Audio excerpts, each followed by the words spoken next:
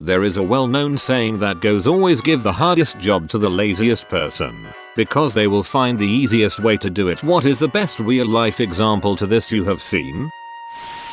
Was a temp. Got hired for the day to print 30 packets with 100 pages each. Why would it take a day? I asked. Our printer doesn't collate the pages, so it will take you the day to sort the pages into the 30 packets, they said. Right. It was a standard office Xerox printer. It took me all of 30 seconds to find and click the collate button. Click the staple button while at it. All got printed by itself into nice stapled packets, and I got paid to browse internet for the day. They thought I was a genius for fixing their printer and gave me glowing recommendations to the temp agency that led to more jobs. Wait, the printer was able to staple the pages into a packet for you? Yep, some industrial printers can do this. Dad is a bookbinder and I am a former office admin, so I've seen some printers that are really cool. Do tell.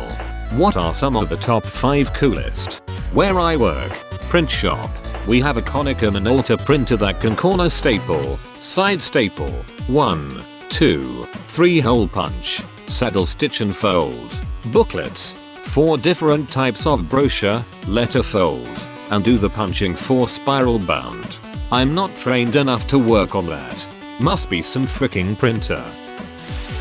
At my last job, a truck suspension shop, we did inventory every December and it was someone's job to count all the washers and screws of every size. It was my first inventory and I casually mentioned that they should just weigh one screw or washer, then weigh them all and divide the weight to get the count. Everyone looked at me like I had given them the key to the universe. Counting washers and screws went from a day or two to just a few hours. I had an absolute bitch of a boss at a restaurant. This lady was trying to be promoted so hard and was just so extra about everything. She wanted me to count every salt packet, lid, straw, and packet of ketchup in any open boxes. Like I couldn't say 3 boxes and 3, 4 of a box. I had to say 3 boxes and 872 salt packets. If I gave the numbers too quick, she'd know I lied. So I'd come up with reasonable sounding numbers and then spend 10 hours playing Pokemon. Eventually I left and went on to bigger and better things. Went by the mall years later and extra bitch was still there in the same job, lol. No wonder she never got promoted. She has no sense of economics. No one cares if you've got 600 or 800 small salt packs, as they don't cost much. 10 hours of paying an employee on the other hand costs a lot. She shouldn't be in charge of anyone. You're forgetting Karenomics. The economic net positive value derived from watching soon to be successful kids suffer. Jumping over $1 to pick up a nickel. I read a comment on here a while back about a college kid who picked up an office job over one summer. He became friends with an older lady at the front desk who always needed help figuring out Excel. He kept finding shortcuts for her and eventually wrote scripts for her that took a load of work off her plate. By the end of the summer he had made her job so easy that they decided they didn't need her to do it anymore. They fired her. Oh my god, that happened at my work. Dude's only job was to get this report together and present it for a weekly meeting, because the boss hated that meeting and the people at this meeting. Anyway, dude was so lazy and drove us nuts asking for stuff for his report till me and another script jockey systems guy automated the whole thing for the person. I mean, all he ended up having to do is grab the report and attend one meeting. Once the meeting was eliminated, they realized he was good for nothing else and laid him off first thing in the next round. Yep, I'm reading all these things about how they made a job 1,000 times easier, and every time I'm just thinking, so they're going to fire the person whose main job was to do that. They generally don't fire people they like. They first try to repurpose people since they gave company knowledge and that's expensive to gain.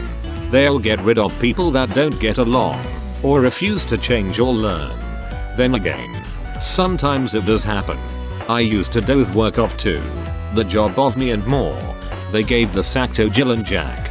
I do the work of 4. It's a job creator for robots. I work in a semi-warehouse environment and we have to track where items are at all times. When we move X item from location A to location B, we had to type out the to and from locations. We do this hundreds of times a shift. I went online to a free barcode maker website and spent about 20 minutes making location barcodes. I save hours a day by scanning barcodes. That's how you keep your warehouse from becoming a warehouse. But be careful when it's a full moon. Then it becomes a warehouse. Be careful of prostitutes. Then it becomes a whorehouse. Or communists. Then it becomes a house. And after a nice meditation session it becomes a warehouse. Herding yak with a drone takes the cake for me. They run from it, and oddly fear it. Which is surprising considering they have literally zero aerial predators. We only did it a few times, because it really makes them uneasy, and doesn't treat them well. But it is very effective and easy, and you can herd them from over half a mile away from inside the house. I'm really surprised how much this blew up. I've never had so many post replies, but I'll try to get around to answering as many questions as possible. My post history is predominantly yakking off and tower climbing stuff, so it suggests going there if you're curious. This is one of the most incredible paragraphs I've ever read and I'm very much interested in hearing more about yak herding.